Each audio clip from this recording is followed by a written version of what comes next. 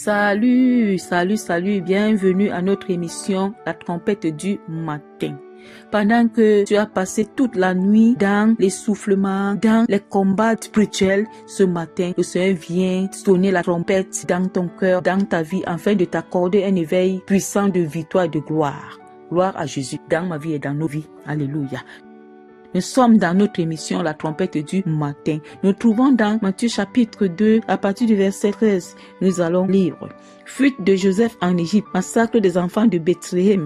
Lorsqu'ils furent partis, voici un ange du Seigneur apparut en songe à Joseph et dit: Lève-toi, prends le petit enfant et sa mère, fuis en Égypte et reste-y jusqu'à ce que je te parle. Car Hérode cherchera le petit enfant pour le faire périr. Joseph se leva, prit de nuit le petit enfant et sa mère et se retira en Égypte. Et il y resta jusqu'à la mort d'Hérode, afin que s'accomplisse ce que le Seigneur avait annoncé par le prophète. J'ai appelé mon fils hors d'Égypte. Alors Hérode, voyant qu'il avait été joué par les marches, se mit dans une grande colère et il le envoya tuer tous les enfants de Jean et de ceux qui étaient à Bethléem et dans tout son territoire, selon la date dont il s'était soigneusement enquis auprès des marches.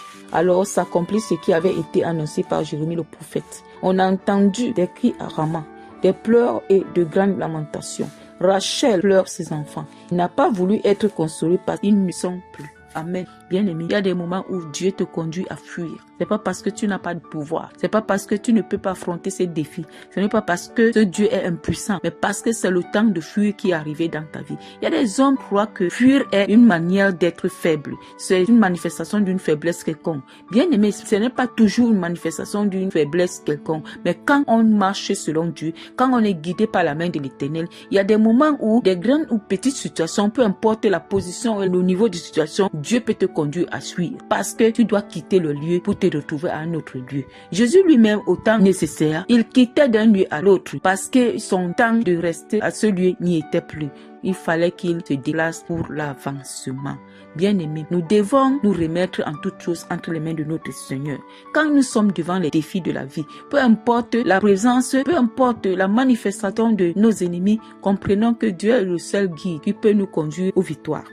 Alors ici, le petit Jésus-Christ, il n'avait que presque moins de 2 ans. Il était né, il n'avait rien fait à qui que ce soit. Mais les hommes l'ont haï, les hommes l'ont détesté. Les hommes voulaient finir avec et Dieu l'a déplacé du lieu de la mort pour l'envoyer là où il devait continuer à vivre.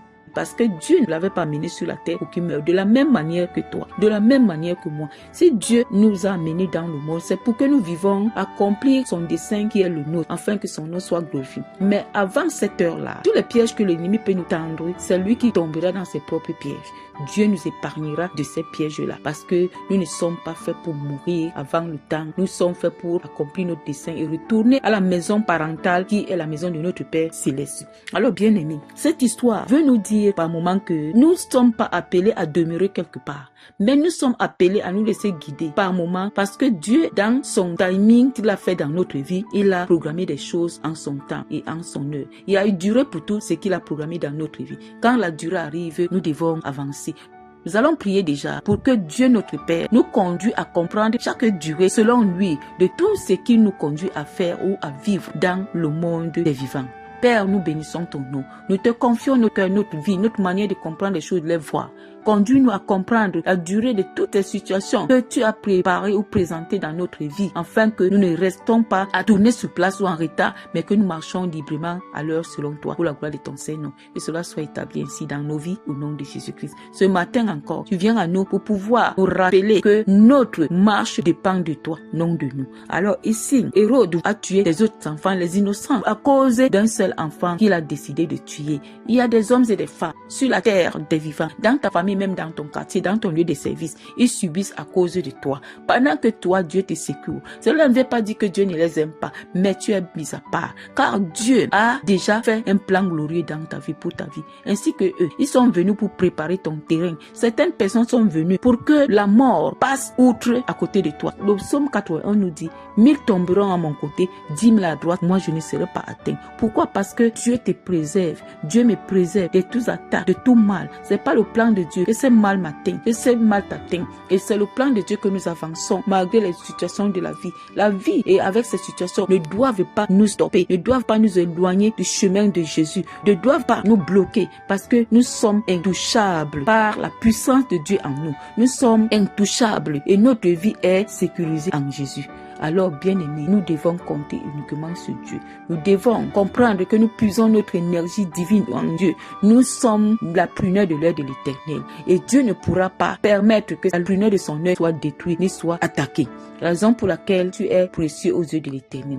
Tu vas encore prier en ce moment. Que Dieu continue à œuvrer dans ta vie, dans toutes les circonstances de la vie. Et que ton âme et ton esprit soient connectés à lui pour soumettre la chair à la volonté de Dieu. Nous sommes dans la prière. Père, au nom de Jésus, permets que tu demeures dans mon cœur, demeure dans ma mentalité qui disparaît afin que la tienne me couvre. Que ma conscience, ma subconscience soit libérée et que toi, tu m'imposes, dépose en moi ta conscience, ta subconscience pour que tout ce que je vais faire sur la terre des vivants soit fait par toi. Et que je ne sorte pas du chemin que tu es. Et que je ne quitte pas et ne me détache pas de la vérité qui me construit sur la terre des vivants afin de produire en moi la vie ainsi que mon frère et ma soeur au nom de Jésus. Il y a des hommes et des femmes qui veulent me tuer. Ils veulent tuer mon frère et ma soeur. Mais toi, tu ne permets pas que nous restons à leur côté. Tu ne nous laisses pas dans le fond de l'abîme parce que nous avons crié. Mais par moments, nous n'avons pas besoin de crier. Toi, tu agis en tant que le protecteur. Tu agis en tant que notre bouclier. Tu agis en tant que notre forteresse. Oui, tu es fidèle en ta parole. Tu es fidèle, Seigneur. C'est ta fidélité qui continue à nous donner les punissements dans ce monde pour avancer librement et marchant dans la détermination d'accomplir notre dessein sur la terre des vivants.